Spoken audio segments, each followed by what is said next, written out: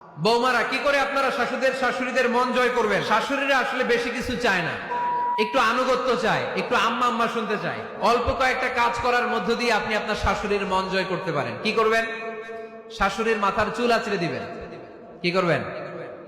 আহার, এগুলো এখন নাই।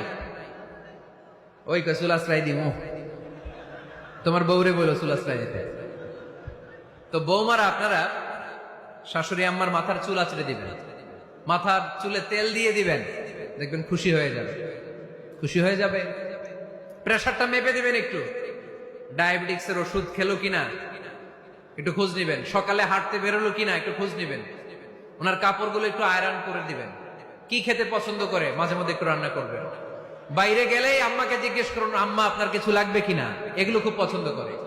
আর বয়স্ক নারীরা, ওনারা ওয়াজ মাহফিল বা ইউটিউবে বক্তাদের আলোচনা শুনতে খুব পছন্দ করে, ঠিক কিনা? আপনার শাশুড়ি যেই বক্তার আলোচনা ভালো, যেই বক্তাদের আলোচনা শুনতে পছন্দ করে, ডাউনলোড করে দিয়ে এই ওয়াজ শোনায় ব্যস্ত রাইখা দেন, আপনি আপনার মতো সময় কাটান।